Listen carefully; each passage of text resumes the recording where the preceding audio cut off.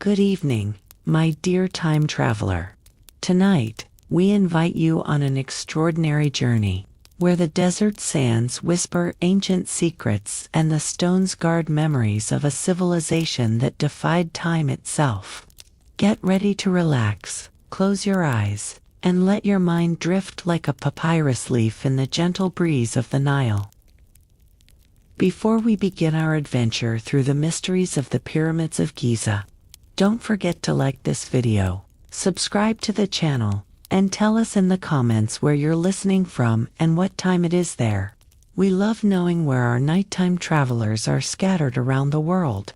Now, dim the lights, maybe turn on a fan to create that soft background hum, and let's dive together into the golden sands of ancient Egypt. Picture yourself walking through the dusty streets of a village built in the shadows of the majestic pyramids, where the echo of hammers against stone mingles with the workers' songs and the aroma of bread baking in communal ovens. You're about to discover not just how these wonders were built, but what it was like to live, breathe, and dream at the foot of the most impressive monuments ever erected by humanity.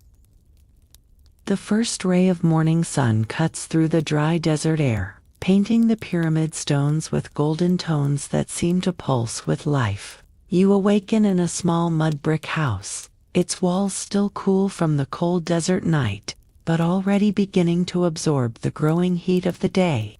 The smell of fresh bread mingles with the earthy aroma of sand and the fragrance of dates drying in the sun on the low rooftops. This is the village of the Giza workers, a small universe of about 150,000 square meters, protected by the imposing Crow Wall, a limestone wall 10 meters high that bounds this special world. Here, approximately 20,000 dedicated souls work on building the most ambitious monuments ever dreamed by humanity. The air vibrates with energy and purpose, each person conscious that they're participating in something truly eternal. You rise from your straw mat, your feet touching the packed earth floor, still warm from last night's fire. Through the small opening that serves as a window, you can see the majestic silhouettes of the pyramids cutting through the morning sky. Their perfect geometric forms reminding everyone that, here, they built for eternity. The murmur of the village gradually awakens, voices conversing in low tones, the bubbling of water being poured into ceramic jugs, the creaking of ropes being prepared for another day of work. Quirky tidbit: it's believed that the pyramid builders created one of the first organized shift work systems in history, dividing teams not just by function, but also by periods of the day to maximize efficiency and allow adequate rest. Some historians still debate whether this organization was inspired by the natural cycles of the Nile, or if it was a purely practical innovation by the master builders. As you leave your simple but comfortable dwelling, you feel the weight of responsibility and honor of being part of this sacred endeavor. Each stone placed, each tool sharpened, each meal shared are steps toward immortality, not just of the pharaoh, but of all those whose hands touched these eternal stones. The soft light of dawn filters through the cracks between the mud bricks of your dwelling, creating dancing patterns on the walls as you slowly awaken from your restorative sleep. The air still carries the coolness of the desert night, but you can sense that in a few hours the sun will transform this place into a natural furnace. Your roommates, other specialized workers like yourself, begin to stir on their straw mats, the soft sound of their movements mixing with the first noises of the awakening village. You sit on the edge of your low bed, made of hardened clay and covered with woven mats that, despite being simple, provide enough comfort for restorative sleep. Your hands, calloused by daily work with bronze and copper tools, feel for the small ceramic bowl beside you, where you always keep fresh water for awakening. The sensation of water touching your face removes the last traces of sleep, and brings the mental clarity necessary for another day of sacred work. Through the opening that serves as a window, the spectacle that unfolds is always breathtaking. The three pyramids of Giza rise majestically against the sky that slowly changes from the deep purple of dawn to the crystalline blue of day. The Great Pyramid monument to Pharaoh Khufu dominates the landscape with its imposing mass of 6.5 million tons of limestone. Even after months working on its construction, you still feel a shiver of reverence when contemplating it. The smell of incense burning on household altars mingles with the more earthly aroma of bread being prepared in communal ovens. You can hear the voices of the bakers, already awake for hours, humming ancient hymns while they knead the dough that will feed thousands of workers today. The rhythmic sound of their hands working the dough echoes like a heartbeat pulsing through the village. You put on your simple linen tunic, woven locally, and dyed with the earthy color characteristic of construction workers. Over it, you tie a leather belt where your set of personal tools hangs, small bronze chisels, a wooden hammer polished by use, braided ropes, and small wedges of hardwood. Each tool was carefully sharpened the night before, because you've learned that good work begins with well-maintained instruments. On the wall of your small dwelling, a small limestone stela engraved with hieroglyphs marks your name and your function in the construction. Keti Stonecutter of the Golden Falcon team reads the inscription you commissioned from a village scribe. This small mark of identity fills you with pride. Being nominally recognized in a project of this magnitude is an honor that few workers in other places of the ancient world could dream of. The sound of a horn blown from atop the crow wall echoes through the village, signaling the official start of the workday. You finish preparing. Take your morning ration, dark and nutritious bread, some dried dates, and a small portion of goat cheese, and join the flow of workers heading to the construction areas. The buzz of conversations in various dialects of Upper and Lower Egypt creates a human melody that accompanies your steps. Joke number 1. If today were a royal inspection day, you wonder if the pharaoh would know how to distinguish between an experienced stonecutter and someone who just pretends to know what they're doing. After all, everyone gets equally covered in limestone dust by the end of the day. The atmosphere in the village is one of camaraderie and shared purpose. Contrary to what many in the future will imagine, you're not slaves forced to work, but free workers, many coming from all over Egypt during off-season agricultural periods. Attracted by the promise of regular food, decent housing, and the chance to participate in something truly grand. The village's social organization reflects this reality. There are clear hierarchies, but also mutual respect, and a palpable sense that everyone is contributing to something greater than their individual lives.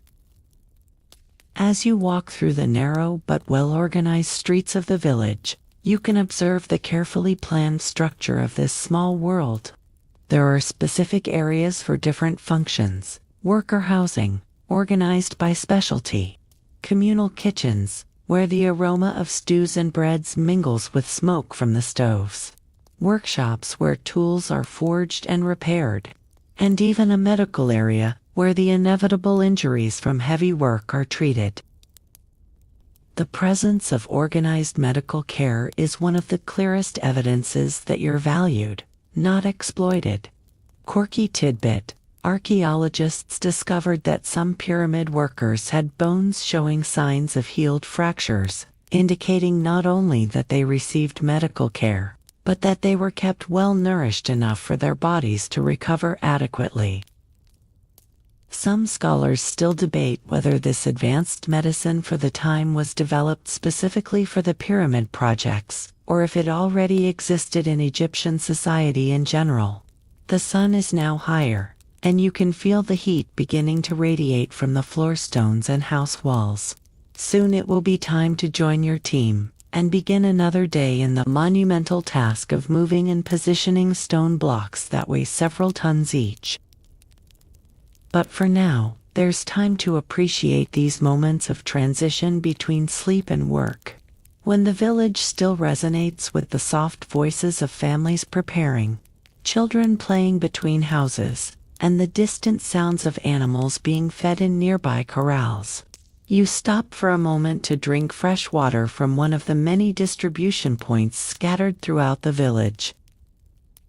The water comes from the Nile through an ingenious system of canals and reservoirs that ensures this vital resource never runs out.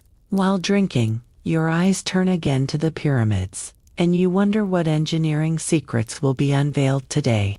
What construction problems will be solved? What innovations your teams will create?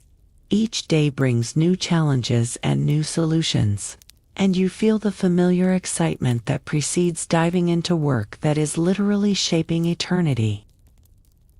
The morning advances and you head to your workstation in the temporary quarry established near the pyramids. The air buzzes with the rhythmic sound of hundreds of bronze chisels striking limestone, creating an industrial symphony that echoes between the structures under construction. Your experienced hands automatically adjust the grip of your tools as you approach the stone block that will be your responsibility this day. The local limestone of Giza has a particular quality that makes it ideal for construction, soft enough to be worked with available tools, but resistant enough to last millennia. You've learned to read stone like a scribe reads hieroglyphs, identifying natural veins that can be exploited to facilitate cutting and imperfections that must be worked around. The work requires not just physical strength, but deep understanding of the material's nature. Your bronze chisel, sharpened with care the night before, bites into the stone with precision. With each hammer blow, small limestone fragments jump, creating a fine cloud of dust that dances in the morning air. You work in perfect coordination with 3 other companions, each responsible for one face of the block, gradually transforming an irregular mass of stone into an almost perfect parallelopiped. The process of extraction and stone preparation is an art in itself. First, you identify natural cleavage lines in the rock, where small fissures indicate the weakest points. Then, using wet wooden wedges, you create constant pressure that, combined with chisel work, allows separating enormous blocks with surprising precision. Wood, when moistened, expands with enough force to crack even the most resistant stones. Water plays a crucial role that goes far beyond quenching workers' thirst. Recently, your team discovered that small amounts of water applied strategically along transport routes dramatically reduce friction, allowing blocks of several tons to be moved with much less effort. This revolutionary discovery, the use of lubricated wooden sledges, has allowed smaller teams to move larger loads, completely transforming construction logistics. Quirky tidbit: Egyptian engineers discovered that mixing clay with water on transport ramps creates a surface that, paradoxically, becomes more slippery when wet, allowing heavy blocks to slide with ease.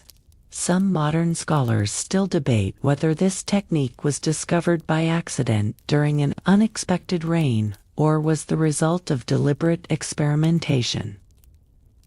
You interrupt work for a moment to wipe sweat from your eyes, taking the opportunity to observe the complex system of ramps extending like veins throughout the construction site. Today, your team is testing a new configuration, a spiral ramp that winds around the growing pyramid, allowing easier access to upper levels without requiring the immense space that a straight ramp would demand.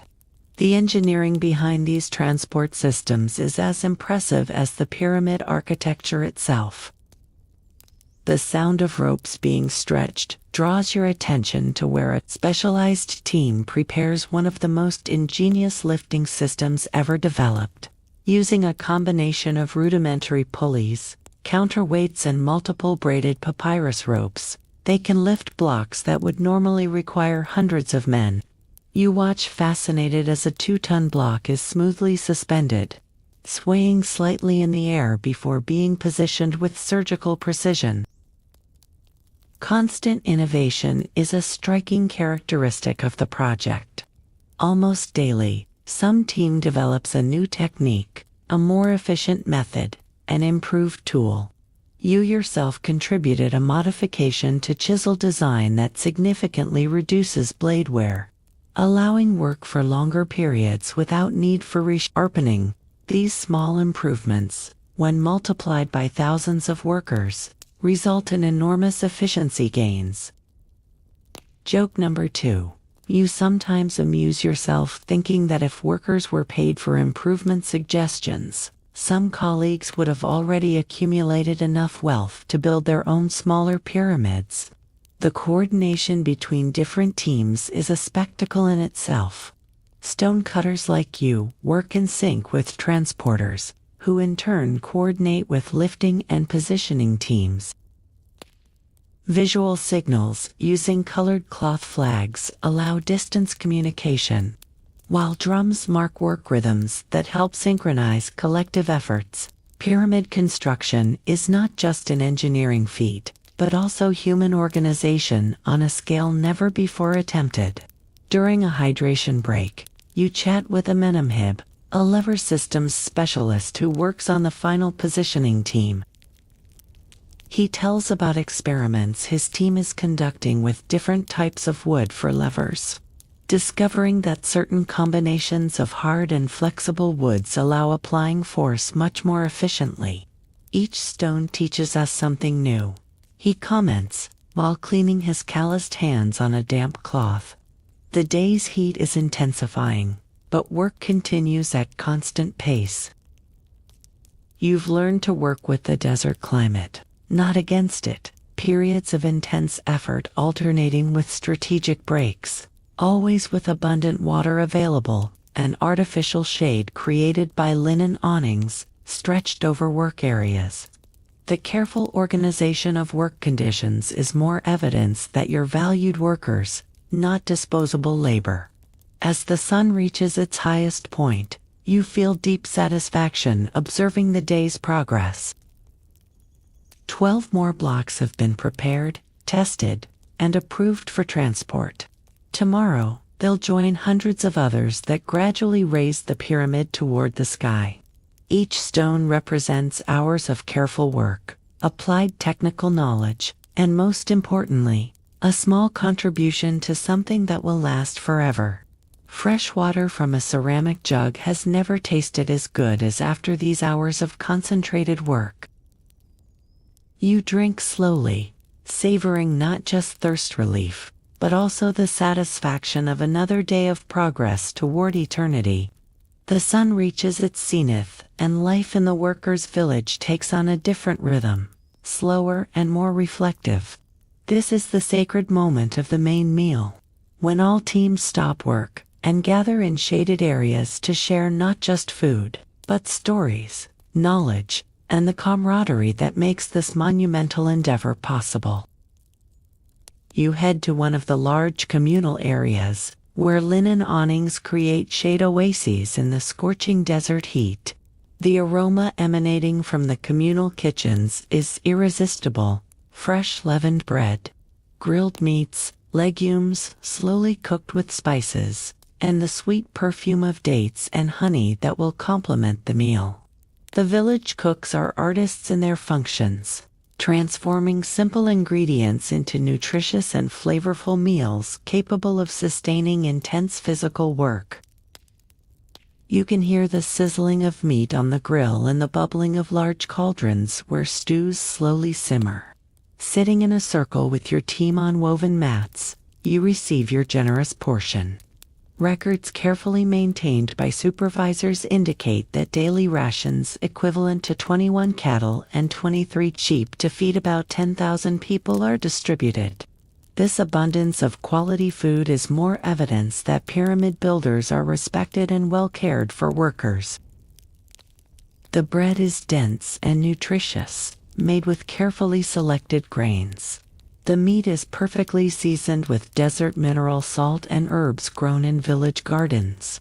During the meal, conversations flow naturally between practical and philosophical topics. Kemwaset, an experienced transporter, shares a new technique his team developed to distribute block weight more evenly on sledges, reducing equipment wear. Nefertiti, one of the few women working directly on construction, specializing in preparing special mortar, explains how she discovered that certain combinations of local clays create more durable seals between blocks.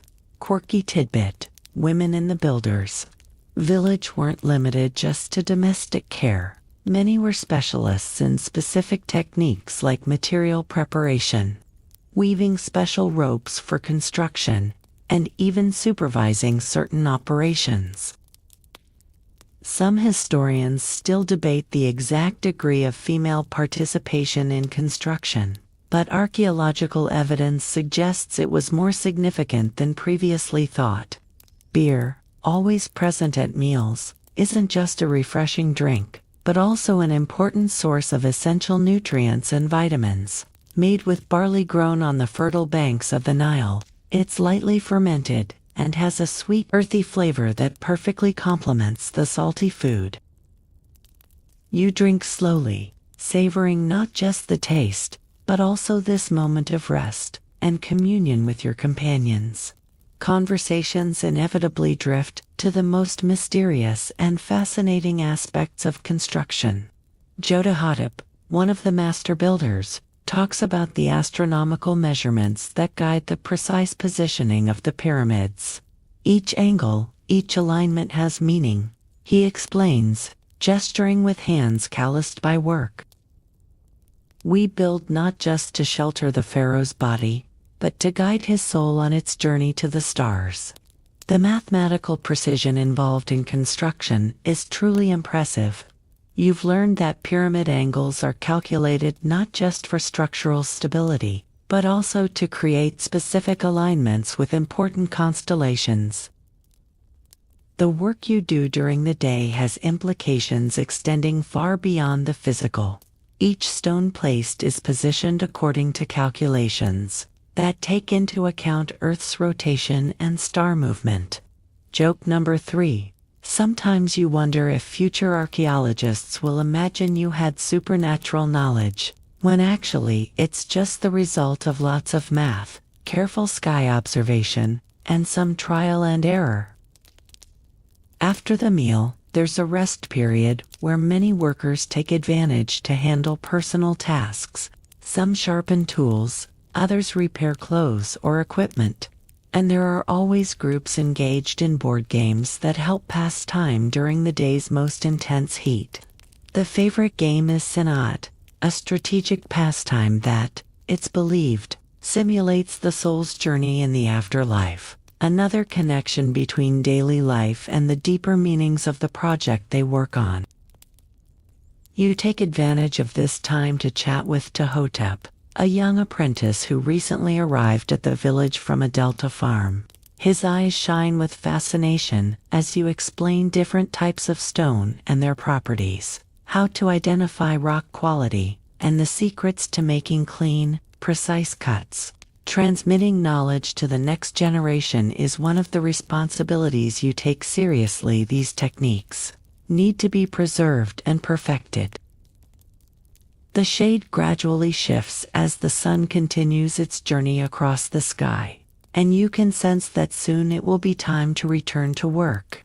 But these break moments are essential. They allow not just physical recovery, but also the exchange of ideas and experiences that constantly improve construction methods. In the builder's village, knowledge flows as freely as Nile water, and each worker is both teacher and student. The distant sound of a drum indicates that the rest period is coming to an end. You stand up, stretch muscles that will soon return to work, and feel the familiar satisfaction of being part of something much larger than yourself. The pyramids continue growing, stone by stone, day after day, toward eternity.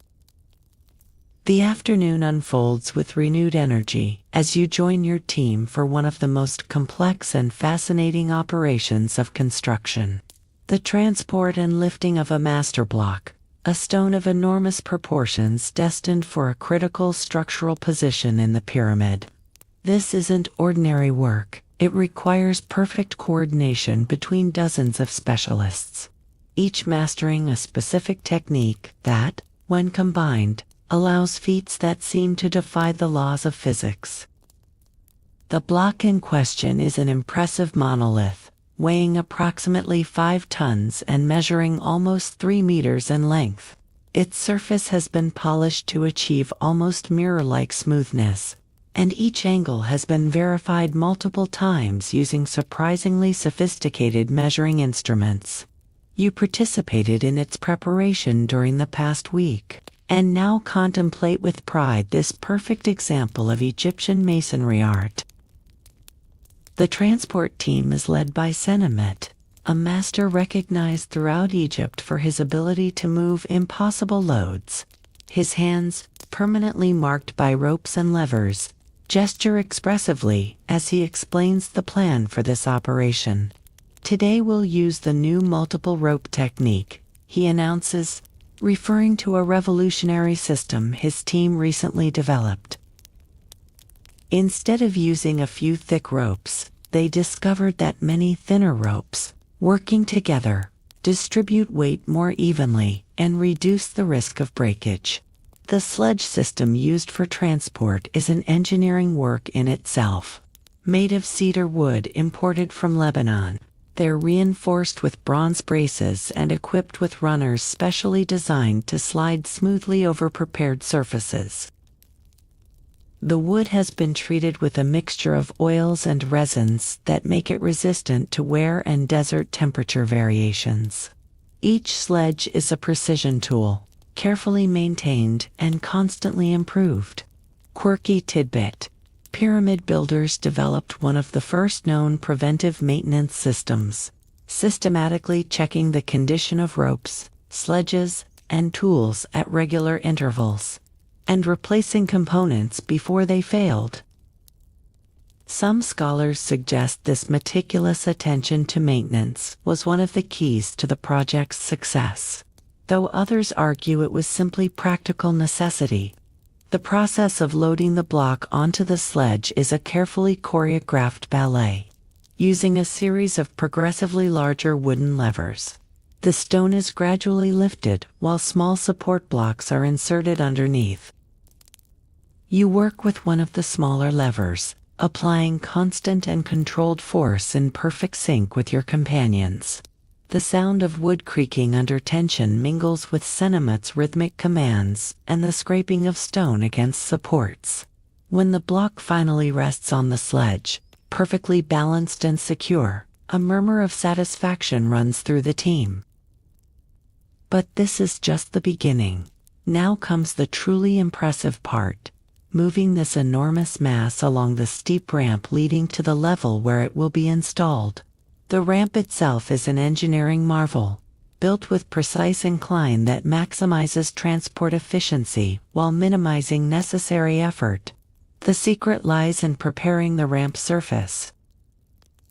A carefully calculated mixture of clay, sand, and water is spread along the route, creating a surface that becomes progressively more slippery as it's moistened.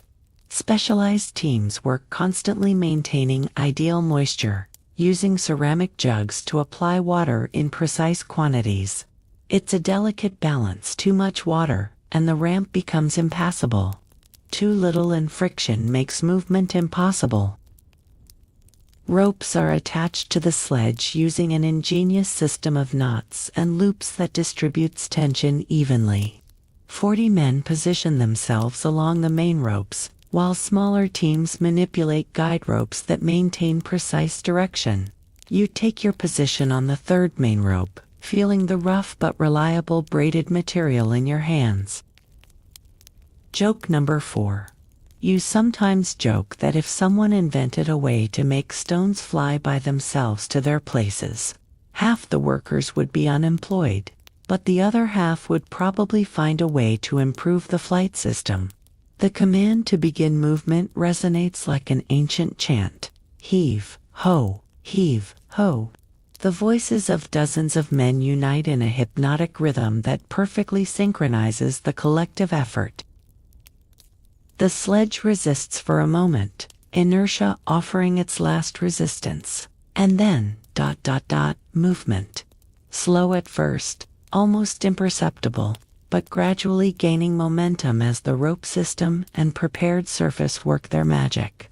Seeing 5 tons of stone sliding smoothly up the ramp, moved only by the coordinated force of men working in harmony, is a spectacle that never loses its capacity to inspire reverence. This is the moment when science, engineering, and human work combine to create something that transcends their individual parts. You feel pride burning in your chest, knowing you're participating in a demonstration of human capacity that will be remembered for millennia. As the block slowly progresses up the ramp, you can glimpse the future. Imagine future generations contemplating these pyramids and wondering how they were built, what advanced technologies or mysterious forces were necessary. The truth, is both simpler and more impressive.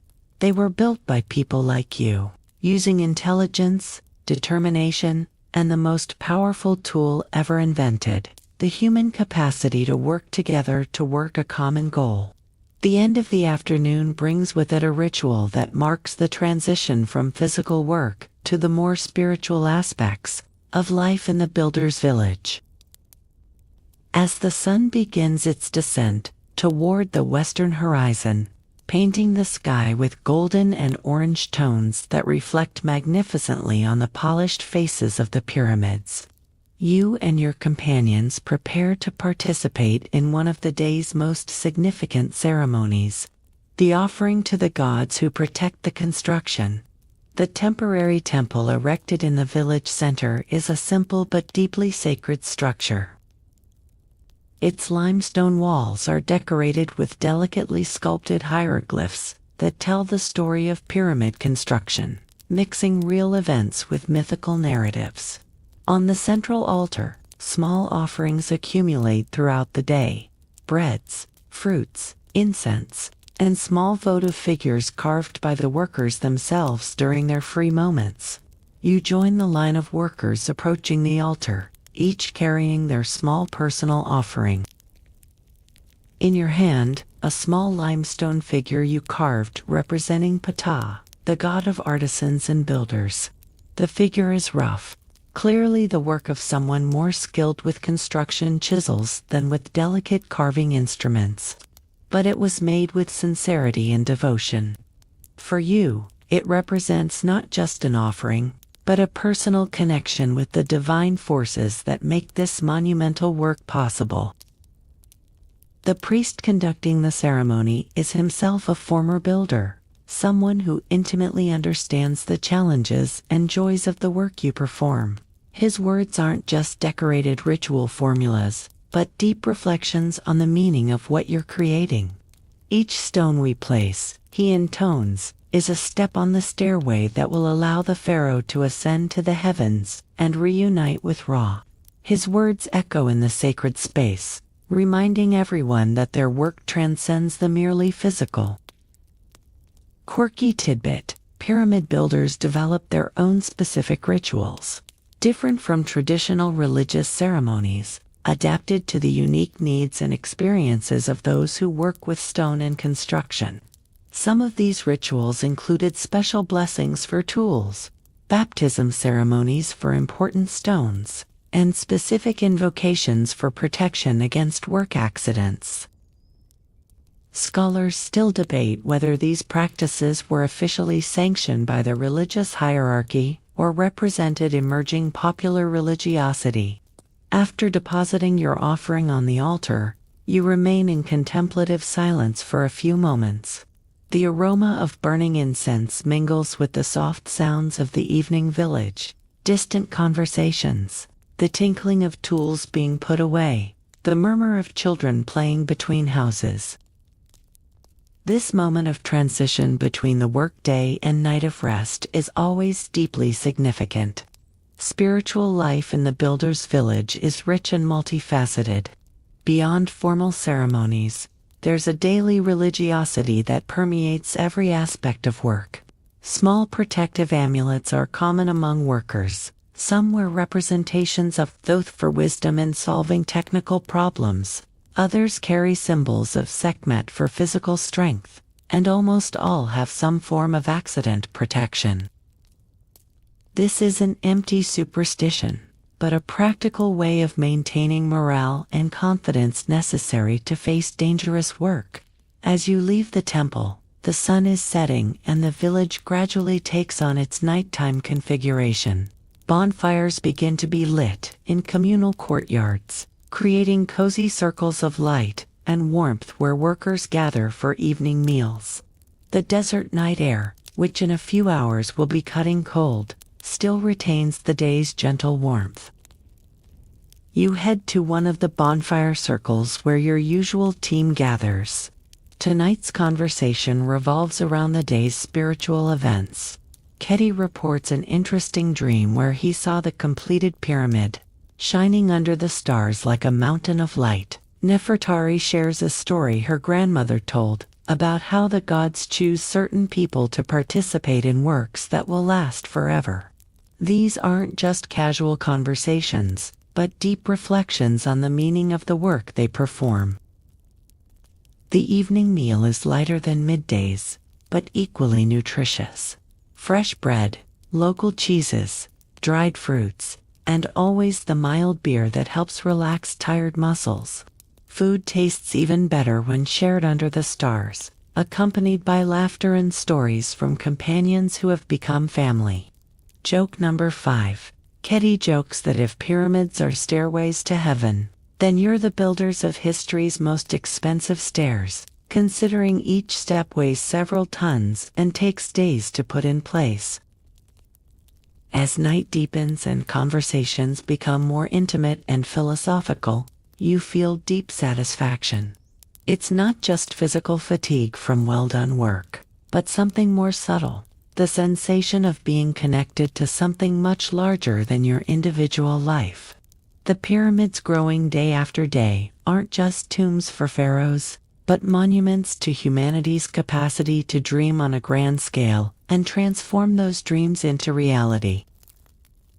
The fire crackles softly, sending golden sparks toward the stars beginning to appear in the dark sky. In a few hours, you'll be back at your tools, facing new technical challenges, and collaborating on continuing this monumental work. But for now, there's peace, camaraderie, and the comforting certainty that each day brings you one step closer to eternity. Night deepens and you find yourself in one of the most fascinating meetings that regularly happen in the village, the gatherings of the observers, a select group of specialized workers who combine practical construction, knowledge with astronomical wisdom. Tonight, you meet at the top of one of the temporary observation towers built specifically to map the skies and ensure the pyramids' alignment remains perfect. The Master Observer, Imhotep the Younger so-called, in honor of the legendary architect of the first pyramid, carefully unfolds a papyrus covered with complex diagrams and intricate calculations, in the light of torches carefully positioned not to interfere with star observation. The hieroglyphs and numbers come alive, revealing the mathematical secrets that govern every aspect of construction. Look here, he points to a section of the papyrus. The measurements we took yesterday confirm our orientation is perfect, exactly 0.05 degrees deviation from cardinal directions. The mathematical precision involved in pyramid construction is truly extraordinary. Each angle, each measure, each proportion was calculated not just to create structural stability, but also to incorporate astronomical knowledge and deep symbolic meanings. You've learned that the inclination angle of pyramid faces approximately 51.8 degrees isn't arbitrary, but results from complex calculations that relate the pyramid's height to its base perimeter in mathematically perfect form. Quirky tidbit: pyramid builders developed one of the first known quality control systems. Based on multiple measurements, each critical dimension was verified by at least 3 different teams, using independent methods. If measurements didn't agree within very narrow limits, all work was redone. Some modern scholars are still impressed by the consistency achieved, suggesting Egyptian methods were more precise than many construction techniques used until the 18th century. The builder's astronomical knowledge goes far beyond what would be necessary just for basic orientation. They meticulously mapped specific star movements, identified complex seasonal patterns, and developed methods to predict celestial positions years in advance. You watch fascinated as Imhotep demonstrates how to use a simple but ingenious instrument, a vertical rod and precisely measured ropes, to determine cardinal directions with surprising precision. The connection between pyramids and stars isn't merely technical, but profoundly spiritual. The 3 pyramids of Giza are positioned to mirror the alignment of Orion's belt 3 stars, a constellation associated with Osiris, god of the dead and resurrection. When the pharaoh departs this life, explains Imhotep, his soul will follow the pyramid corridors that point directly to these stars, ensuring his safe journey to eternal life. During nighttime observation, you participate in measurements that will be used to make minute adjustments in construction. Using sighting instruments made of polished wood and bronze, you verify the alignment of various structures under construction.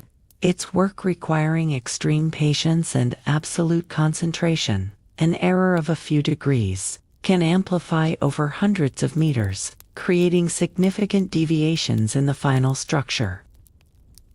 Joke number 6. Imhotep sometimes jokes that future scholars will create crazy theories about how pyramids were built, maybe inventing flying machines or beings from other worlds, when actually it's just the result of lots of sweat, careful math, and sleepless nights looking at stars.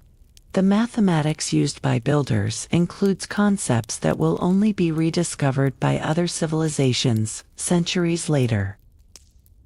They master not just basic geometry, but also understood trigonometry principles, volume calculations, and even some aspects of what will be called calculus in the future. The number pi, for example, is incorporated in the Great Pyramid's proportions with precision that impresses modern mathematicians. As night progresses, you help document observations on papyri that will be carefully archived. These records serve not just for the current project, but are being preserved for future constructions. Knowledge accumulated during Giza pyramid construction will be the foundation for even more ambitious projects in the future. The observation session ends with a fascinating discussion about some of the most challenging technical problems faced during construction. How to transport red granite blocks weighing up to 80 tons from Aswan, more than 800 kilometers away.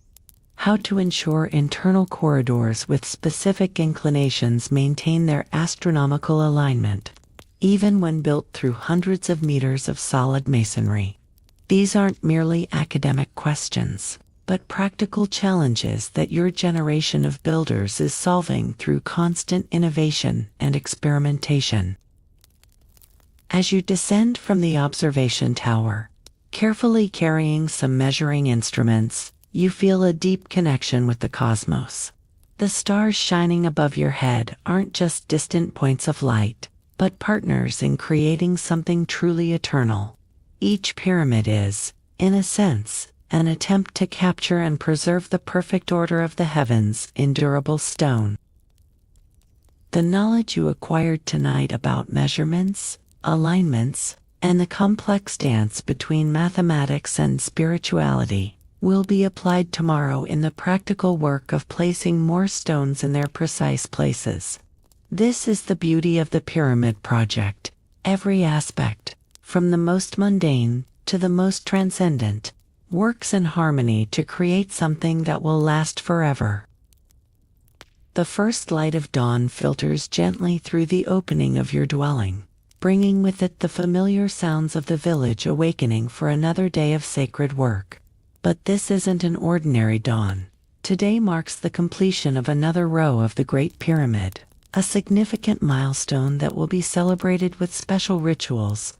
You can feel the different energy in the air, a mixture of pride for work accomplished and anticipation for what's to come.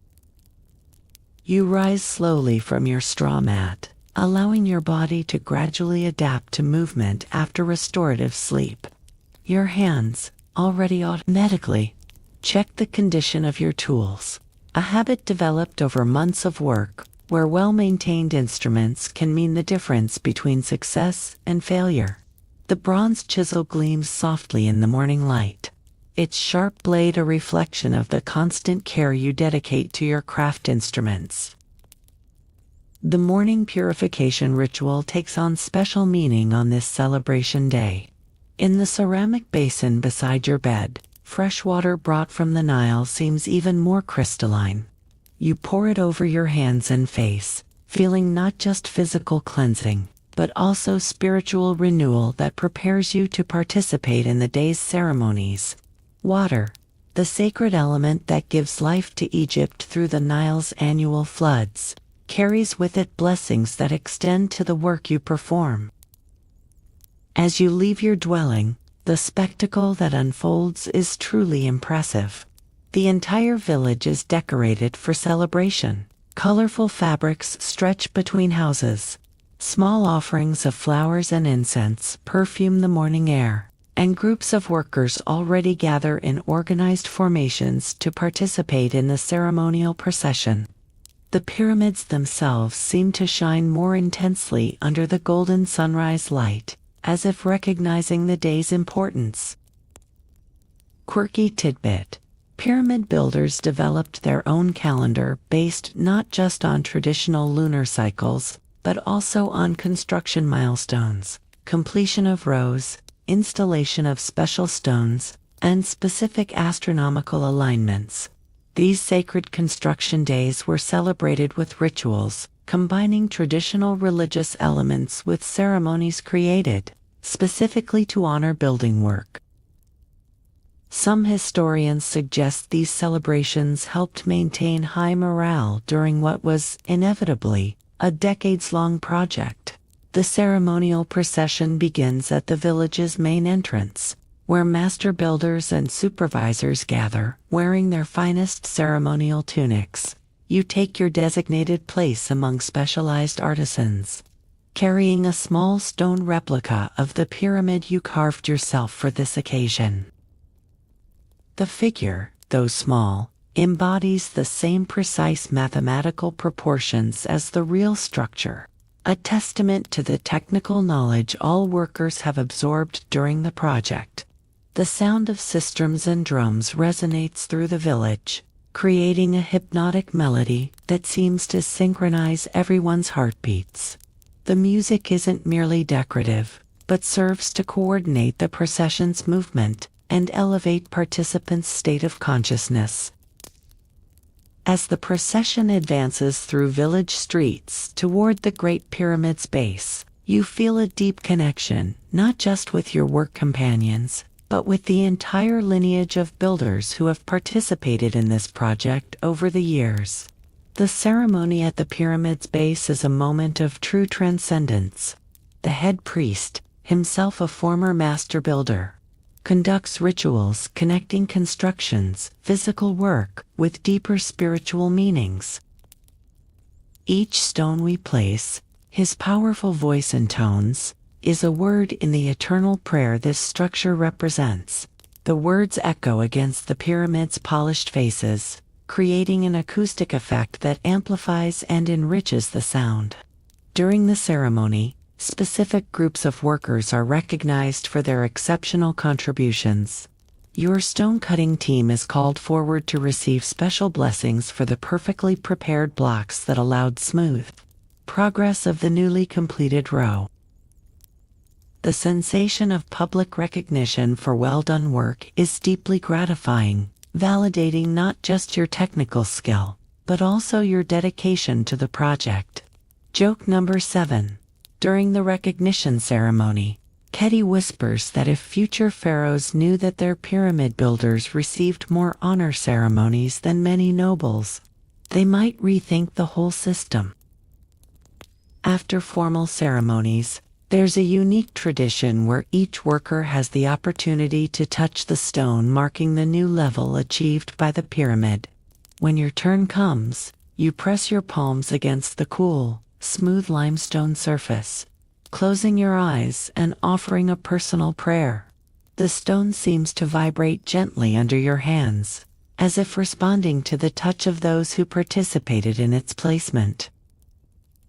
The rest of the morning is dedicated to more relaxed activities, games, friendly competitions of technical skills, and lots of special food prepared by village cooks. There are competitions to see who can cut stone with greater precision, who can lift greater weights using levers, and even astronomical knowledge contests. These activities aren't just fun, but also opportunities for workers from different specialties to learn from each other. As the morning celebration unfolds, you reflect on the profound meaning of the milestone achieved. Each completed row of the pyramid isn't just physical progress, but also a step toward immortality, not just of the pharaoh for whom it's built, but of all who participated in its creation. Your names may not be carved in hieroglyphs on temple walls, but they're eternally incorporated in the stones themselves. The sun continues rising, preparing the stage for another productive workday. But the elevated spirit of the celebration will remain with you. Each stone you place today will carry with it the energy and blessings from this special morning. The midday heat takes you to one of the most fascinating and specialized areas of the entire construction operation. The metallurgy and lapidary workshops where the most refined elements of the pyramids are created. This isn't just a work area, but a true center of technological innovation, where advanced metalworking techniques are developed and perfected. The air here vibrates with different energy, not just the constant rhythm of hammers on stone, but the more delicate sounds of refined chisels, sculpting intricate details, and the hissing of forges working precious metals. Master Toshepses, supervisor of the metallurgy workshops, is a living legend among workers. His hands, marked by decades of work with hot metals and sharp tools, are capable of feats that seem magical to the uninitiated. Today, he's working on one of the project's most challenging tasks, creating bronze and gold elements that will be incorporated into the Great Pyramid's burial chamber. Metal, he explains, while carefully shaping a copper and tin alloy, has its own personality. You must talk with it, understand it, before trying to shape it. The tools used in workshops represent the state-of-the-art in Egyptian technology. Bronze chisels of different sizes and shapes, each designed for a specific function. Hammers with heads carefully balanced to maximize precision. And metal files that allow creating smooth, uniform surfaces. You watch fascinated as an experienced artisan uses a series of progressively smaller chisels to create delicate hieroglyphs on a gold plate that will be installed in one of the pyramid's internal passages. Quirky tidbit: pyramid metallurgists developed alloy techniques that wouldn't be rediscovered in Europe until the late medieval period. They discovered that adding small amounts of arsenic to bronze significantly increased its hardness, creating tools that maintained sharp cutting edges for much longer. Some modern scholars still study samples of these ancient alloys to understand exactly how Egyptians achieved these properties. The process of creating gold elements for pyramids is particularly impressive. Gold arrives at workshops in small ingots, already purified through sophisticated techniques developed by Upper Egypt miners. Under experienced hands, this precious metal is transformed into extremely thin sheets through a hammering process requiring extraordinary patience. Each sheet must have uniform thickness and be completely free of imperfections. You have the opportunity to participate in one of the most delicate operations, applying gold leaf over carved stone elements. The process requires perfect coordination between several people. While some apply special glue made from plant resins, others carefully position the gold sheets, and a third group uses animal hairbrushes to smooth and fix the precious metal. One wrong move can ruin hours of preparatory work. Work with precious and semi-precious stones adds another dimension of complexity and beauty to the project. Lapis lazuli brought from distant places, cornelian polished until it shines like the sun, and turquoise with its distinctive blue-green color are carefully cut and polished to create decorative inlays. Each stone must be perfectly fitted to its designated location, requiring precision rivaling the best modern jewelers. Joke number 8. Master Toshepses sometimes jokes that if he had a gold coin for every time someone asks if metallurgical techniques were taught by beings from other worlds, he could line an entire pyramid with gold. Innovation is constant in the workshops. Techniques developed for a specific project frequently find applications in other construction areas. For example, methods created to mold decorative bronze elements were adapted to create more effective cutting tools. This constant synthesis between art and functionality is one of the most impressive characteristics of the entire pyramid project. The quality control system in workshops is rigorous. Each piece produced must pass through multiple inspections before being approved for installation. You participate in one of these inspections, carefully examining a series of bronze decorative elements that will be incorporated into one of the internal chambers. The criteria are extremely demanding. Not just functionality must be perfect, but also aesthetic beauty. The workshops also serve as training centers where specialized knowledge is transmitted to the next generation. Young apprentices work alongside master artisans, absorbing not just specific techniques, but also the philosophy behind the work. A well-made tool teaches Master Toshepses to a group of apprentices, carries with it the soul of its creator. When you make something with your hands, you put a part of yourself into it. As the afternoon progresses, and you observe the meticulous work being performed around you, you develop even deeper appreciation for the total complexity of the pyramid project. It's not just a matter of moving and stacking large stones, but coordinating dozens of different specialties, each operating at the highest level of technical excellence. Metallic elements and precious stones are like jewels set in a stone crown, adding layers of meaning and beauty that will elevate the pyramids far beyond simple architectural monuments. Work in metallurgy workshops connects you not just with advanced techniques, but also with an artistic tradition extending far beyond pyramid construction. Each piece created here will carry with it the spirit of innovation and excellence that defines this entire extraordinary endeavor. As the sun begins its descent toward the horizon, you join one of the deepest and most meaningful rituals of life in the builder's village, the evening ceremony of connection with ancestors. This isn't just a moment of religious reverence, but a practice that connects current work with the entire lineage of builders, architects, and artisans who came before. The chosen location for this ceremony is special, a small elevation from where one can simultaneously observe the pyramids under construction and older monuments that dot the Giza landscape. The circle that forms includes representatives from all specialties working on the project.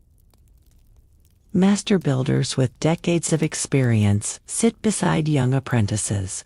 Stonecutters share space with metallurgy specialists, and all are united by shared understanding that they participate in something transcending their individual lives. The air is perfumed with special quality incense, a mixture of resins that, according to tradition, facilitates communication with those who have departed. Master Amenemhib, the oldest of supervisors and guardian of construction traditions, begins the ceremony with words that are simultaneously invocation and teaching.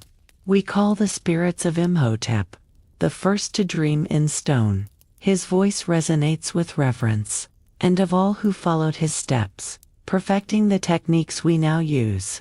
The words aren't just decorated rituals, but genuine recognition that current knowledge was built upon generations of innovation and experience. During the ceremony, each participant has the opportunity to share something recently learned or an innovation developed in their work. When your turn comes, you speak about the new cutting technique your team developed, explaining how it reduces material waste and allows greater precision. But you frame your words as an offering to ancestors, recognizing that your discovery is based on knowledge transmitted through generations. Quirky tidbit: pyramid builders maintained detailed records not just of techniques and methods, but also of lessons learned and mistakes to avoid, creating one of the first known organizational knowledge management systems. These records were considered sacred and were consulted both for practical guidance and spiritual inspiration. Some scholars suggest this knowledge systematization was crucial for the success of projects extending over decades. The most moving part of the ceremony is when older participants share stories from the construction's early days. Master Kamwaset, who has worked on the project since the first stone was placed, relates how techniques evolved and refined.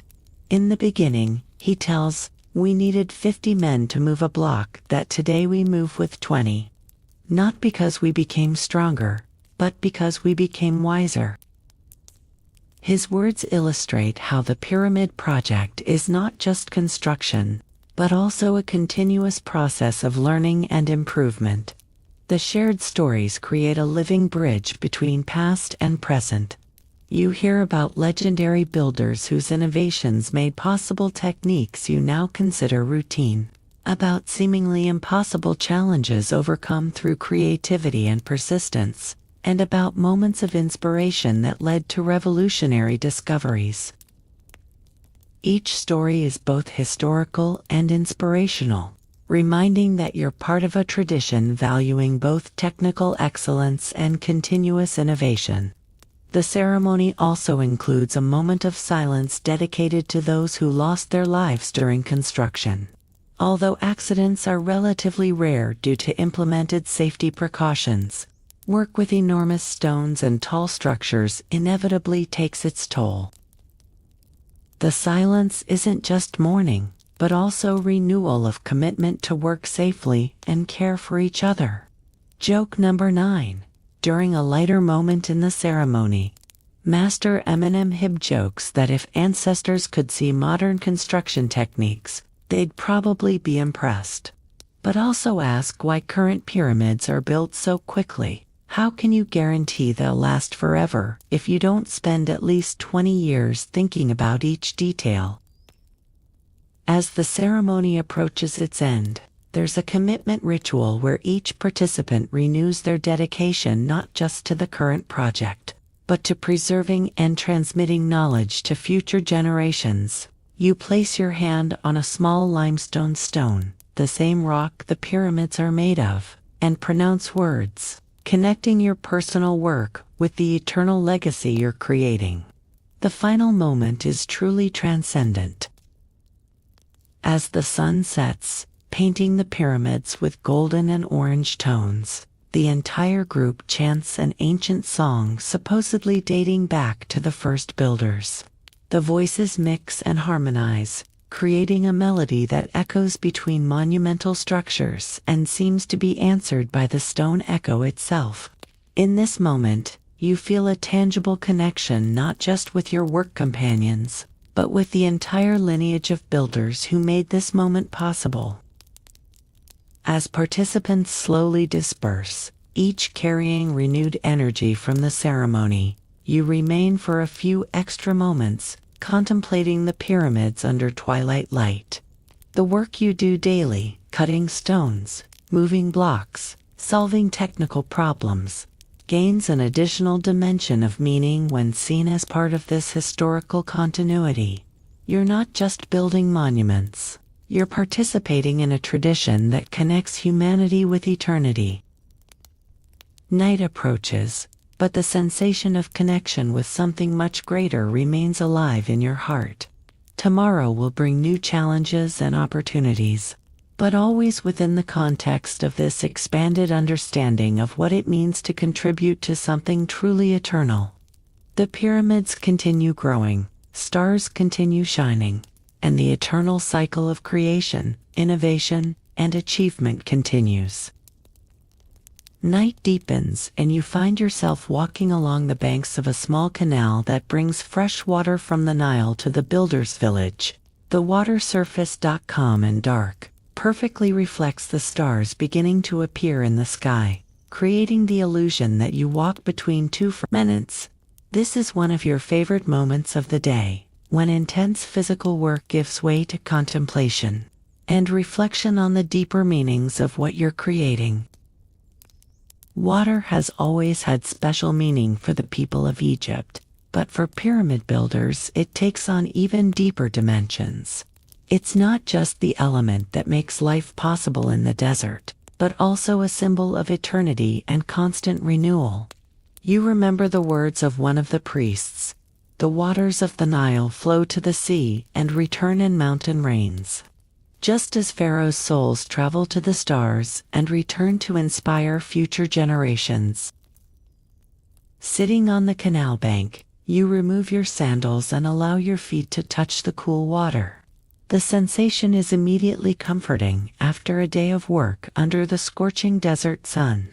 The coolness of Nile water seems to carry almost magical restoration properties. The soft sound of flowing water creates a natural melody that calms the mind and facilitates introspection. This is also the hour when many workers come to the canal not just to refresh themselves, but to participate in a personal ritual of purification and renewal. You observe other companions performing their own private ceremonies. Some simply contemplate in silence, others whisper personal prayers, and some make small offerings to the water, asking for protection and guidance for the next day's work. Quirky tidbit: pyramid builders developed a unique tradition of aquatic meditation, where they spent time by water not just for relaxation, but as a systematic method of solving technical problems. Many of the project's most important innovations supposedly arose during these contemplative sessions by the canal. Some scholars suggest the combination of deep relaxation with the rhythmic sound of flowing water created a mental state particularly conducive to creativity. Nefertari, the mortar specialist you met during communal meals, joins you on the bank. She carries a small ceramic jug that she carefully fills with canal water. For tomorrow's mixtures, she explains, "I discovered that water collected at night, when it's calmer, creates more homogeneous mortar." This is another of the small, constant innovations characterizing the project, the continuous search for better materials and methods. Conversation naturally drifts to the more philosophical aspects of the work you perform. "Sometimes I wonder," reflects Nefertari, "if pyramids are really built for pharaohs, or if pharaohs are just an excuse for us to build something truly eternal." Her words touch something deep that many workers feel, but rarely express, that this project transcends its declared purposes and becomes an exploration of the limits of what's humanly possible. The reflection of pyramids in water creates images that seem to reveal hidden aspects of the structures. Inverted by the water surface, They seem to extend infinitely downward, as if each earthly pyramid had a mirrored underwater counterpart. Maybe this is how the gods see them, you comment. Not just as monuments rising from earth, but as structures connecting heavens with depths. Joke number 10. Nefertari laughs softly, and observes that if reflections in water are where gods really dwell, then builders should receive double payment, one for work on earth, and another for work in the reflection. Water also serves as means of communication with other parts of the project. Small boats constantly navigate the canal, transporting special materials, messages between different construction sectors, and even important visitors who come to inspect progress. You observe one of these boats passing silently, loaded with small blocks of red granite that will be used in decorative details. The efficiency of water transport is one of the reasons Giza's location was chosen for this ambitious project. As night advances, more stars appear reflected in the water surface, creating a spectacle of almost supernatural beauty. The same stars that guide pyramid alignment now dance on the canal surface, reminding that celestial and terrestrial elements are intimately connected in the project. You remember astronomy lessons learned from observers, and can identify some important constellations. Time spent by the canal isn't just relaxation, but also mental and spiritual preparation for future work. Contemplation of flowing water, always in movement but always the same, offers insights into the nature of the pyramid project itself. Each day brings changes and progress, but always within a larger pattern that remains constant. It's a powerful metaphor for the type of work you perform. Eventually, you and Nefertari rise to return to the village, but time spent by the canal leaves a sensation of peace and clarity that will accompany your dreams. Water continues flowing, stars continue shining, and pyramids continue growing, all part of the same eternal flow, connecting the present moment with eternity. Tomorrow will bring new challenges and opportunities, but the serenity gained beside eternal waters will guide your steps toward another day of contributing to humanity's most enduring achievement. Night has completely enveloped the workers' village in its gentle, starlit embrace. You return to your modest but welcoming dwelling, still carrying the sensation of peace that time by the canal provided. The straw mats have never seemed so inviting, and you lie down slowly, allowing muscles tired from the day's work to finally relax completely. The desert night air, now cool and invigorating, enters through the small opening serving as a window, bringing with it the gentle aromas of the sleeping village. As your eyes adjust to darkness, you can see through the opening the majestic outline of pyramids silhouetted against the starry sky. Even in darkness, they seem to radiate powerful presence, reminding that each day's work contributes to something truly eternal. Sleep comes gradually, but not before your mind processes the day's events and learnings, transforming them into memories that will integrate with vast knowledge accumulated during months of work on this extraordinary project. The dreams that come are rich and symbolic, mixing memories of daily work with visions of deeper meaning. You see yourself walking through internal corridors of the Great Pyramid, but these corridors extend infinitely, connecting with passages leading to the stars. The walls are covered with hieroglyphs telling not just pharaoh stories, but also stories of each worker who participated in construction. In the dream, your own hands appear sculpting symbols in stone, each chisel blow creating light that spreads through the entire structure. Quirky tidbit: some pyramid workers developed the habit of recording their dreams on small pieces of papyrus, believing intense work with sacred stone could induce prophetic visions or technical inspirations. Modern archaeologists found some of these dream records, revealing rich inner life among builders. Curiously, many recorded dreams include visions of completed pyramids, sometimes with architectural details that would only be implemented years later. In another dream fragment, you find yourself in an expanded version of metallurgy workshops, where not just bronze and gold are worked, but where stars themselves are forged and shaped. Master Toshepsis is there, but his tools are made of pure light, and he works not with earthly metals, but with the substance stars are made of.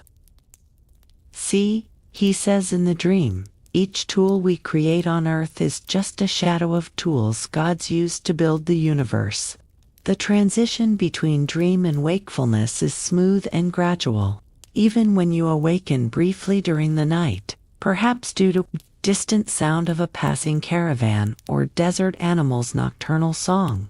The sensation of peace remains. These small nighttime awakenings have become natural part of village life rhythm.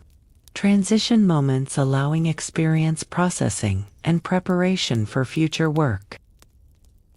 During one of these semi-wakefulness moments, you hear soft sounds of nighttime village, distant murmur of conversations in other dwellings, where some workers still discuss technical problems or share stories. Rhythmic sound of night guards making their rounds, and occasionally, distant echo of chants from the small temple, where some dedicate part of the night to prayer and meditation. These sounds don't disturb sleep, but enrich it, creating sensation of community and security. The night's most powerful dream comes in hours preceding dawn.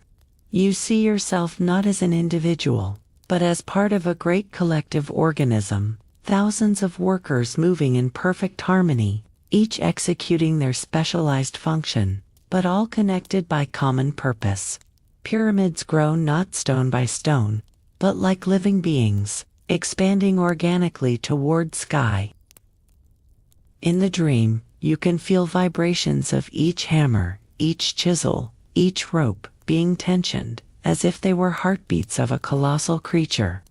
Joke number 11. In the dream, when someone asks how long it will take to complete the pyramids, Master Kamwaset responds with a smile. They'll be ready when they're ready. After all, eternity isn't in a hurry.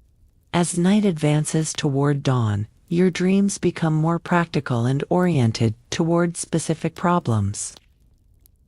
You find yourself visualizing solutions for an alignment problem your team faced the previous day, mentally experimenting with different approaches until finding one that seems promising. This type of nighttime work has become common among builders' minds. Continue processing technical challenges even during sleep, frequently producing valuable insights. In another dream segment, you participate in a future ceremony where pyramids are completely finished.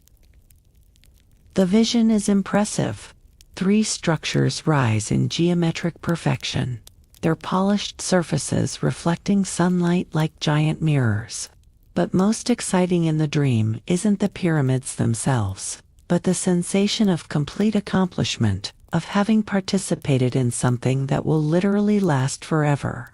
In the dream, you can see future generations contemplating pyramids with the same reverence you feel now, creating an uninterrupted chain of admiration extending through centuries. The last dream before awakening is the most touching. You see yourself as an elder, long in the future, telling stories about pyramid construction to fascinated children. The stories you tell aren't just about construction techniques or overcome challenges, but about camaraderie, constant innovation, and the indescribable sensation of being part of something much larger than individual life. In the dream, children look at you with the same admiration you feel for the most experienced master builders, and you understand you're becoming part of the knowledge lineage extending through generations. When dawn's first light begins filtering through your dwelling's opening, you awaken naturally, feeling deeply rested and renewed. Dreams left you not just relaxed, but also inspired and full of ideas for the workday beginning. This is one of the most notable characteristics of life in the builder's village. Even nighttime rest becomes part of the creative and productive process. Dawn brings something special today is one of the monthly festival days when formal work is interrupted, and the entire village dedicates itself to celebrating community and collective achievements. You awaken to different sounds than usual. Instead of hammers and chisels' familiar rhythm, there's music, flutes, drums, and sistrums creating joyful melodies floating through morning air. The aroma from communal kitchens is also special. Sweetbreads, roasted meats with festive spices, and special beers fermented specifically for this occasion. Wearing your finest tunic, still simple, but clean and decorated with colorful band woven by one of village women, you join the flow of people heading to the central area, where celebrations happen. Village transformation is impressive. Colorful fabrics stretched between houses, creating festive awnings. Small statues and offerings decorate temporary altars, and there's palpable energy of joy and relaxation. The celebration center is a wide, level area where a temporary stage was built using some techniques developed for pyramid construction. The irony doesn't go unnoticed. The same skills used to erect eternal monuments also serve to create ephemeral structures dedicated to joy. The stage is decorated with artistic representations of pyramids and workers, created by builders themselves during their free time. Quirky tidbit. Festivals in the Builders' Village included technical competitions that were simultaneously entertainment and professional training. Stone cutting, speed contests, measurement precision competitions, and even construction dances where movements imitated and celebrated different work aspects. Some of these festive traditions supposedly influenced later Egyptian religious rituals. Scholars still debate whether these celebrations were purely spontaneous or part of deliberate strategy to maintain high morale during long-term projects. The Builders' Dance is one of the festival's highlights. It's not just entertainment, but an art form that evolved in the village itself, incorporating movements mirroring daily construction activities. You join dozens of other workers in concentric circles, moving in patterns imitating stone transport, teamwork with ropes, and even delicate precision of finishing work. Music perfectly accompanies movements, creating synthesis of work and art unique in human experience. During the dance, you feel intense connection, not just with immediate companions, but with entire construction history. Each movement echoes something from daily work, but transformed into pure expression of collective joy and pride. When the entire circle moves in unison, simulating coordinated effort to lift a large block, you can feel the same energy that makes extraordinary achievements possible in real work. The dance's most exciting part is when groups representing different specialties unite in complex formation, symbolizing complete pyramid construction. Stonecutters form the base, transporters create ramps, lifting specialists represent vertical movement, and metallurgists add refined details. When the human pyramid is complete, with representatives from each specialty in their symbolic positions, music reaches crescendo, echoing through real structures, as if pyramids themselves were participating in celebration. Joke number 12. During dance break, Ketty comments that if pharaohs knew their builders are also talented dancers, maybe they'd commission pyramids with incorporated dance floors. Besides dancing, festival includes competitions celebrating and refining skills necessary for construction. There are stone-cutting precision contests, where artisans compete to create increasingly complex and exact geometric forms.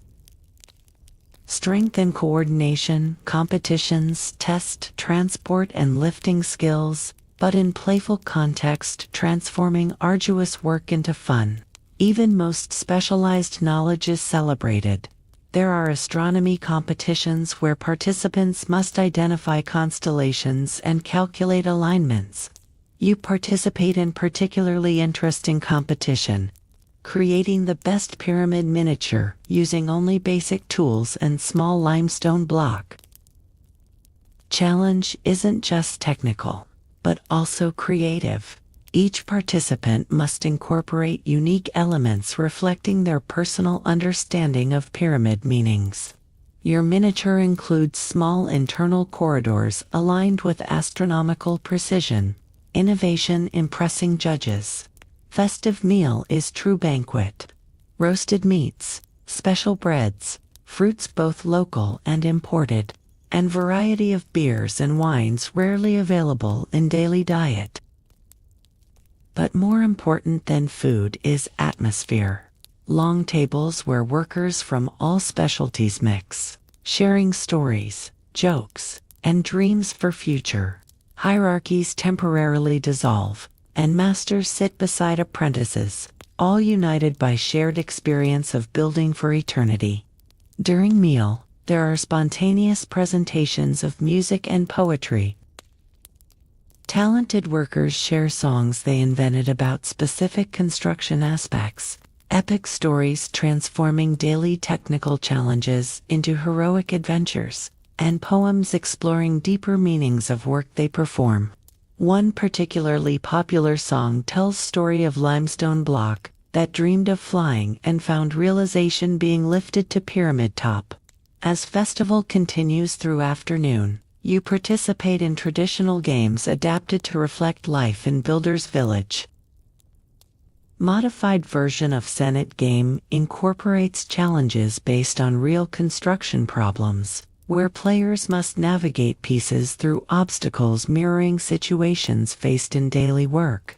It's educational and fun simultaneously, reinforcing problem-solving skills in recreational context. Festival isn't just disorganized fun, but carefully structured celebration, strengthening community bonds, reinforcing technical knowledge, and renewing sense of shared purpose. Each activity has multiple layers of meaning, connecting entertainment with education, relaxation with spiritual renewal. It's a perfect example of how Builders Village culture integrates all aspects of human experience toward greater goal of creating something eternal. As afternoon festival comes to end and sun begins descent toward horizon, you find yourself participating in one of the deepest and most significant ceremonies of entire Builders Village experience, the ritual of eternal legacy. This special ceremony happens only a few times per year and marks moments of particularly significant achievement in Pyramid Project. Today, it celebrates not just physical construction progress, but also evolution of knowledge and techniques, ensuring builders' legacy extends far beyond their own lives. The location chosen for ceremony is the Special Records Chamber, unique structure built specifically to preserve knowledge accumulated during project. Unlike other village areas, this chamber was designed to be permanent, built with same techniques and care as pyramids themselves. Its walls are covered with detailed hieroglyphs documenting not just construction techniques, but also innovations, discoveries, and even names of workers who most contributed to knowledge advancement. Master Imhotep the Younger, serving as knowledge guardian, opens ceremony reading some most significant records. Here is documented. His voice resonates solemnly in stone chamber. How Kamwaset discovered that ropes moistened with specific oil mixture maintain flexibility even under extreme loads. Each entry read isn't just technical record, but recognition that individual knowledge becomes collective human heritage. Quirky tidbit. Builders Records Chamber contained one of first known patent systems. Innovations were recorded with creators' names, but immediately became available for use by entire community. system included not just technical descriptions, but also discovery stories documenting how certain innovations arose, providing context that could inspire future discoveries. Some scholars suggest this system was precursor to modern organizational knowledge management methods. During ceremony, each participant has opportunity to make knowledge offering, share something learned or discovered that might benefit future projects. When your turn comes, you present recent discovery about how different sand types affect leveling precision during construction. Your contribution is carefully recorded on special papyrus and then carved in stone, ensuring permanent preservation.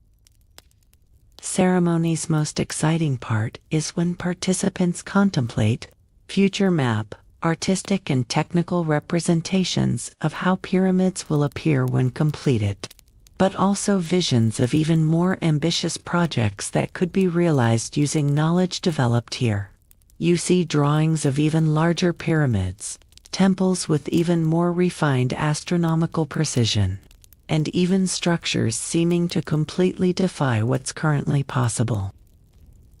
You're not just building pyramids, explains Master Imhotep, gesturing to drawings and diagrams covering walls. You're creating foundations for achievements your great-grandchildren will build.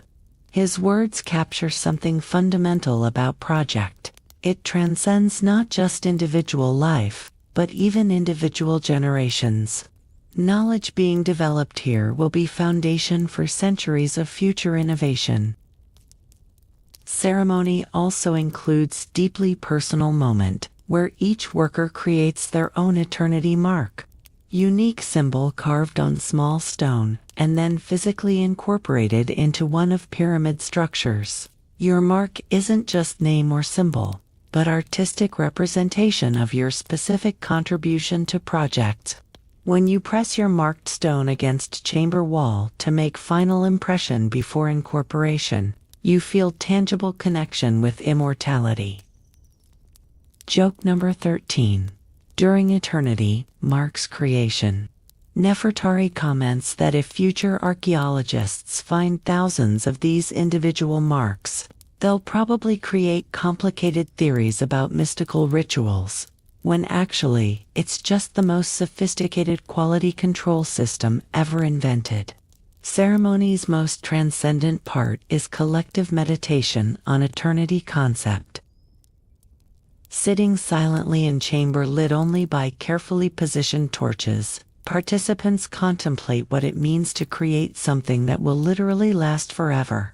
You close your eyes and try imagining pyramids as they'll exist 1,000 years from now, then 2,000 years, then time so long it defies comprehension. Gradual realization that you're participating in something truly eternal is both humbling and infinitely inspiring. During this meditation, you have profound insights into nature of work you perform. Pyramids aren't just tombs or monuments, but attempts to capture and preserve best of human capacity, knowledge, skill, cooperation, innovation, and ability to dream on epic scale. Each placed stone is simultaneously practical and symbolic, functional and philosophically significant. Ceremony ends with collective recitation of Eternal Builder's Oath, commitment to continue developing and transmitting knowledge, maintain highest quality standards, and always remember that individual work contributes to something infinitely greater. United voices creating this oath sound like echo from pyramids themselves, promise resonating through stone chambers and projecting toward future. As participants slowly leave Records Chamber, each carries not just satisfaction of having participated in something significant, but also renewed responsibility. Tomorrow's work will be informed by expanded consciousness of project's true meaning, not just building physical structures, but contributing to eternal treasure of human knowledge and achievement. The approaching night will be different from others, because you now completely understand that each dream, each awakening, Each workday is part of much larger symphony extending through time. Night deepens and you find yourself atop the village's highest observation tower. Special place reserved for moments of deep contemplation and connection with cosmos. This tower, built using architectural principles developed for pyramids themselves, offers incomparable view of both monumental structures under construction and starlit firmament that inspired them. Desert night air is crystalline, allowing stars to shine with intensity rarely seen elsewhere. You're not alone in this nighttime vigil. Some of project's most experienced observers gather here regularly for what they call dialogue with eternity. These men and women dedicated their lives not just to construction's technical aspect, but also to understanding deeper meanings, connecting earthly work with celestial patterns. In their presence, you feel you're participating in tradition, extending far beyond this specific project. Master Thutmose, oldest of observers, points to specific constellations, while sharing knowledge transmitted through generations of sacred builders. See Orion, the celestial hunter. His voice carries decades of accumulated wisdom. Its three belt stars exactly mirror our three pyramids layout. But he continues, revealing deeper layers, and when Pharaoh's soul ascends through corridors we built, it will follow these alignments directly to its place among eternal stars. Builders' astronomical knowledge goes far beyond merely functional. You learn that each angle, each pyramid alignment incorporates complex calculations considering not just current star positions, but also their future positions. We build for eternity, explains Master Thutmose, so we must consider how sky itself will change over millennia. Mathematical precision necessary for these calculations is impressive even by modern standards. Quirky tidbit. Pyramid builders maintained astronomical records so precise they could predict eclipses and other celestial events decades in advance. They also developed one of first planetary motion models, used not just for architectural guidance but also determining auspicious dates for important ceremonies. Some scholars suggest astronomical knowledge developed for pyramid projects significantly influenced all later Egyptian astronomy. During nighttime observation, you participate in measurements used to verify and adjust alignment of structures under construction. Using sophisticated instruments made of polished bronze and carefully calibrated wood, you determine stellar positions with precision rivaling much more advanced methods. Work is meticulous and requires absolute concentration. Error of arc minutes can translate to significant deviations in pyramid's final orientation. But nighttime observations aren't purely technical. There's profound spiritual dimension in practice of contemplating stars while pyramids slowly grow toward sky. You feel direct connection with cosmic patterns governing both celestial movement and principles guiding construction. It's as if participating in continuous dialogue between earth and sky. Joke number 14. During observation break, Master Thutmose comments that if stars knew how much work humans do to align with them, they'd probably be flattered and try to shine even more intensely. Night advances and you participate in special ritual happening only at certain astronomical conjunctions. Using combination of ancient chants and precise observations, participants create what they call temporal map, representation of how alignments between pyramids and stars will evolve over next millennia. It's exercise combining advanced mathematics, precise astronomy, and profound spiritual vision. Night's most transcendent moment is when you perform eternity calculation. Using measurements collected over months, you determine exactly how many years in future pyramids will maintain their perfect astronomical alignments. Number emerging from calculations is impressive, structures will remain astronomically precise for more than 26,000 years. Complete cycle of what you call Great Celestial Year. During this calculation, you have profound realization about project's true temporal scale. Pyramids aren't just built to last centuries, or even millennia, but to remain significant and functional through geological eras. You're literally building for timescale defying normal human comprehension. It's simultaneously humbling and infinitely inspiring. As nighttime observation approaches end, there's contemplative silence moment where each participant reflects on their place in cosmos. You look at stars then, at pyramids, understanding viscerally that you're participating in bridge between terrestrial and celestial. Each stone you cut, each technical problem you solve, each innovation you develop contributes to this cosmic connection. Descent from observation tower is slow and reflective. You carry not just new technical knowledge, but also expanded perspective on meaning of work you perform. Pyramids aren't just human monuments, but attempts to capture and preserve cosmic order in durable physical form. It's impressive responsibility, but also extraordinary privilege. Tomorrow will bring new practical challenges and opportunities to contribute to this cosmic project. But night spent under stars left you with deep understanding that each workday is simultaneously mundane and sacred, practical and transcendent. Dawn's first golden rays delicately touch pyramids' polished faces, creating spectacle of light and shadow that never loses its capacity to inspire reverence. You awaken naturally with this gentle light, feeling deeply rested and renewed by rich dreams filling your night. Morning air carries all familiar aromas of awakening village, fresh bread, incense from household altars, and earthy fragrance of sand warmed by rising sun. But this morning is different. There's expanded consciousness permeating all your senses, deep understanding that each moment, each breath, each heartbeat is part of eternal rhythm connecting individual work with cosmic meaning. You rise slowly, allowing this consciousness to gradually integrate into movements and preparations for the day.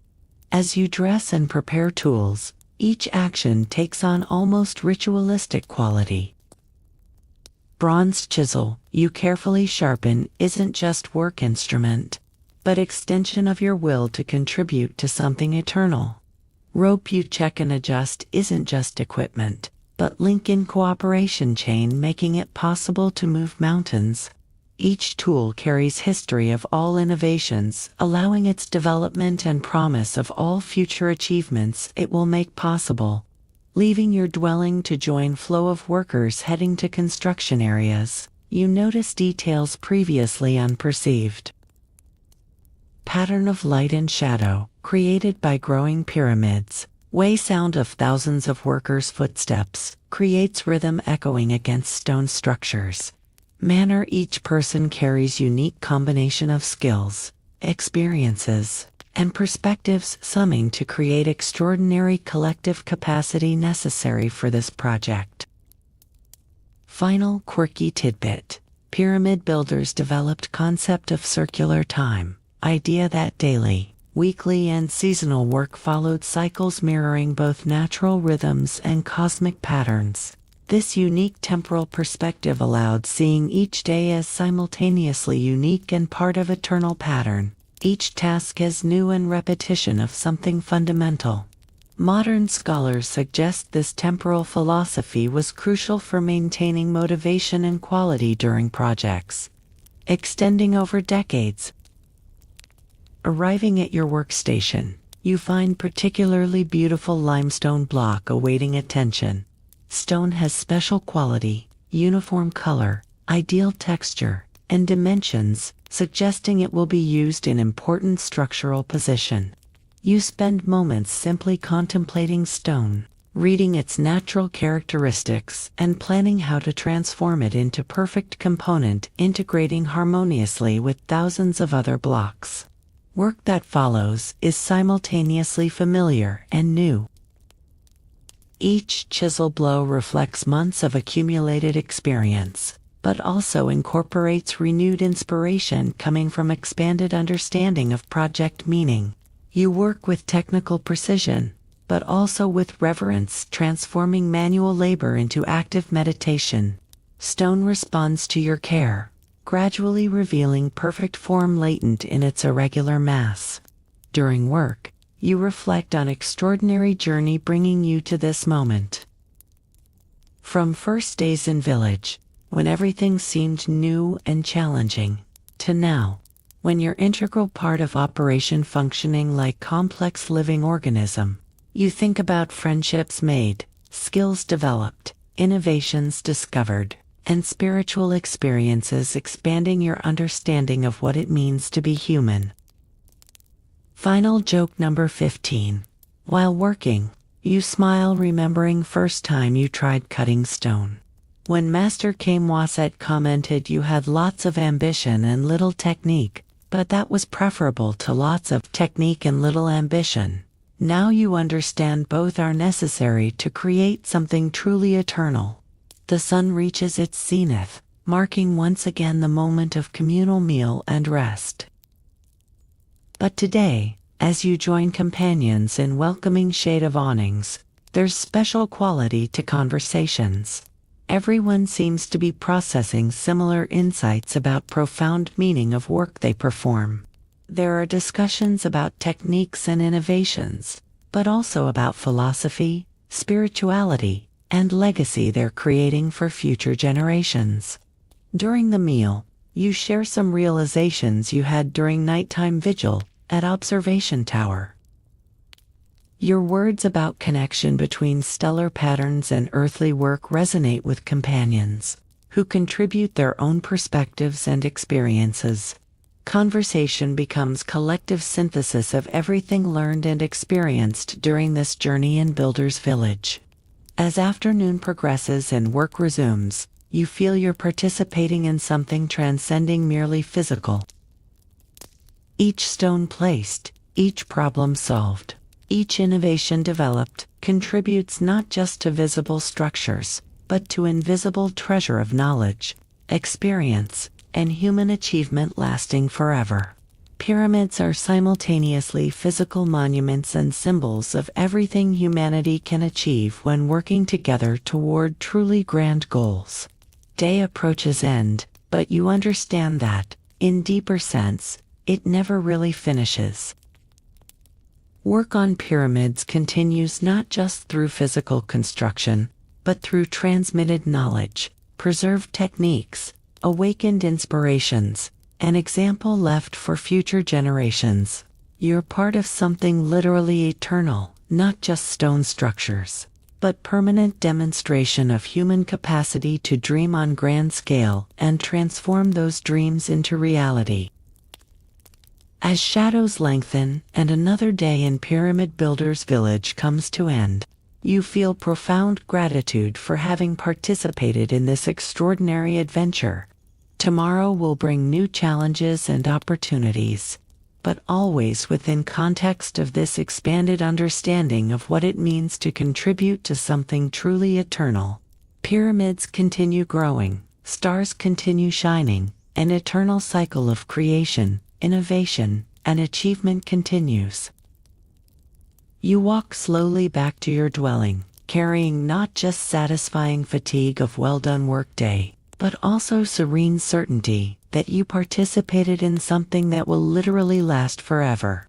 In growing quietude of approaching night, pyramids rise majestically against starry sky, silent witnesses that humanity's grandest dreams can indeed become reality.